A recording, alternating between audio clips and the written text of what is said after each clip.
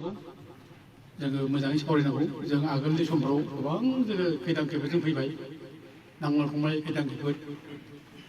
सोरबा न' बां खारनांबाय सोरबा सावजाबाय सोरबा गिलु गिलु थाबाय नङा होमबा सोरबा गथार जाबायबो दा बेफोर अबस्थानि गेजेरावबाबो जों दिनै बे बर' फिसाफोरखौ जों बोरै मोजां जिबन बोरै खालामनो जों बेखौ साननांगौ जों बे हाग्रा ओनसोलाव रायजो जानाय बे बर' फिसाफोरखौ जों मोजां जिबन बोरै खालामनो जों बिसोरखौ मोजां न'खर संसार बोरै जाहोनो हानो जों बिनि माने पलिसिखौ जों खालामनांगौ साननांगौ जे जों बे हाग्रा बंग्रायाव थानायनि थाखायनो जे जोङो सानफ्रोमबो जों होखारजानाय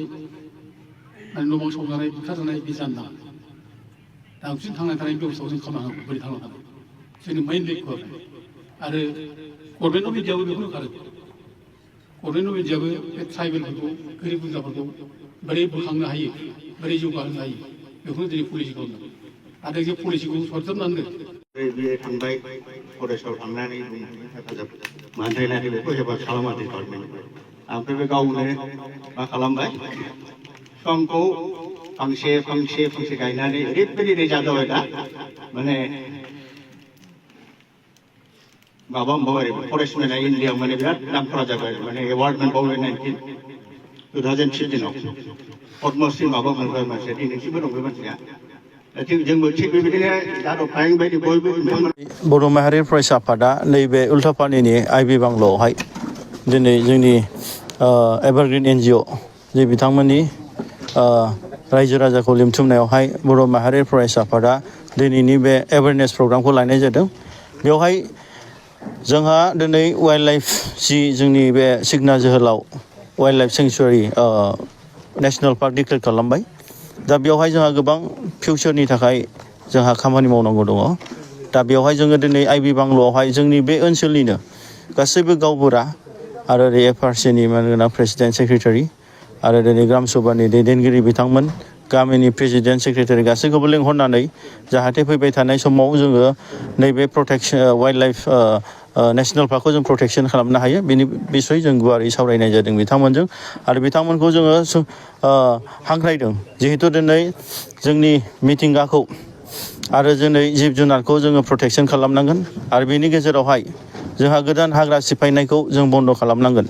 जिहेतु जोंहा दिनै फरेस्ट डिपार्टमेन्ट बिथांमोनहा जेसेबांखि दायथ' लानानै दिनै होबथानो नाजाया मानो दिनै रायजो राजाफ्रा दिनै सांग्रां नङाब्ला दिनै डिपार्टमेन्टखौ हेफाजाब होआब्ला दिनै बेफोरबादि इलिगेल एनक्रोचमेन्ट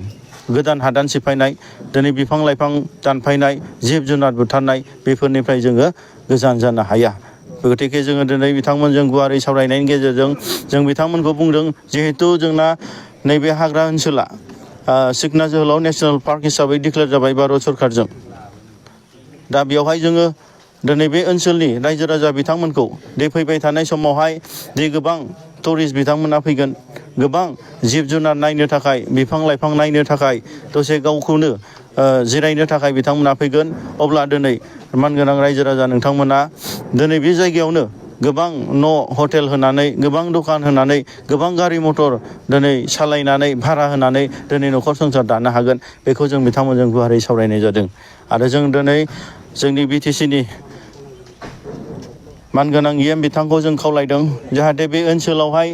गोबां जिहेतु हाग्रा सिफायनाय थांनाय 5 बोसोरनिफ्रायनो गोबां इलिगेलि दंफां दानफायनाय जिब जुनार बुथारनाय गोदान गोदान हादान सिफायनायखौ जों नुनो मोन्दों जाहाथे एबारनि मानगोनां सार जिहेतु गोदानै दायथ' लानाय सरकार बिथांमोनखौ जों खावलायदों जाहाथे बैफोरबायदि इलिगेल हादान सिफायनाय दंफां दाननाय जिब जुनार बुथारनाया जानो थाङा आरो बे हाग्रा ओनसोलनि जिहेतु रायजो राजानो थाखाय रायजो राजाफोरनि थाखाय बे मोनसे थांनानै थानायनि मोनसे लाइभलिहुड मोनसे मिशन एबा मोनसे स्किम्स बिथांमोननो बानायना होनो हायो जाहाथे फिउचाराव बिथांमोना दंफां लाइफां दाननानै सोलिनो हाया आरो जिब जुनार बुथारनानै सोलिनाङा बेफोरबादि मोनसे खाबु सुबिदाखौ होनो हायो अब्ला बिथांमोना दिनै थांनानै थानायनि मोनसे बेबस्थाखौ मोनो बेखौ जों खावलायगोन बिथां सारमोननिसिम आरो बेजों लोगोसे जों खोनानो मोन्दों दे जोंनि बे हाग्रा ओनसोलावहाय माखासे सुबुंफ्रा माखासे दैदेनगिरि बिथांमोना जे जाय बिथांमोना दिनै माखासे NGOनि थ्रुयै माखासे फरेस्ट डिपार्टमेन्टनि थ्रुयै दिनै जे हाग्रा सिफायनायनि जि पलिसि षड़यन्त्र थाखा फैसा दिनै फाइनान्सियेलि सापर्ट मरेलि सापर्ट होनानै दिनै बानायगासिनो बिथांमोनखौ जों होनदों नोंथांमोना दिनै बन्द' खालामनांगौ आरो दिनै नोंथांमोना पलिटिकेलि मा इसु लानानै नोंथांमोना दिनै दावहा नाङो नोंथांमोननि खोथा नाथाय दिनै हाग्रा बंग्रा जोंनि बे नायल' जाल' सम्पतिखौ जिहेतु फिउचाराव जोंनि उन्दै फंबाय बिनानावमोननि थाखाय जि मोनसे गिदिर मोनसे प्रपार्टि दिनै मोनसे दोनजानानै थागोन बेफोरखौ दिनै दंस' खालामनानै दिनै राजनितिकनि दावहा नांनायाव नोंथांमोना बेफोरखौ खालामनाङा बेनिफ्राय गोजानाव था आरो आं दिनै बर' माहारि फरायसा आफादा आं बेखौनो रिकुवेस्ट खालामबावगोन जे जोंनि मानगोनां EM पानिराम ब्रह्म सारनाव जेसेबां चिराङावहाय जे दंफां मिल दं बेखौ गासैबो बन्द' खालामनांगौ दा बेफोरनि थाखायनो दिनै जोंनि साधारन मानसिफ्रा थाइसे थाइनैनि थाखायनो दिनै बेफोरबायदि दंफां दाननायाव सोरबा दंफां बेफारिफोरखौ मदद होनाय जादों जाहाथे बेफोर जिनिसा स्टप जायो बेनि थाखाय दंफां मिलखौ बन्द' खालामनांगौ आरो बे जोंनि रिजार्भ ओनसोलाव थांनानै थानायनि बेब'स्था खालामनांगौ आरो जाय बिथांमोना दिनै बेफोरबायदि राजनितिक लाभालाभनि थाखाय दे माखासे मानसिखौ दिनै दंफां दाननो हादान सिफायनो थाखाय थुलुंगा होबाय थादों बिथांमोनखौ आं बुंदों दे नोंथांमोना बेफोरनिफ्राय बन्द' खालामनांगौ आरो नङाबा बर' माहारि फरायसा आफादा गोख्रों भाबै दिनै दायथ' लानाय जागोन आयेननि बेब'स्था लानाय जागोन आरो आं आसा खालामदों जाहाथे फैबाय थानाय समाव जिहेतु थांनाय 5 बोसोराव जि हाग्रा बंग्रा दिनै रैखाथि गैयै जाबाय दिनै जिब जुनारा दिनै जोबस्रांलांबाय दंफां लाइफां जोबस्रांलांबाय दिनै बेफोर जिनिसा दानि समावहाय मोनसे उदां जायो आरो मोनसे मोजां थासारियाव फैयो बेखौ आङो बुंनानै मानगोनां दानि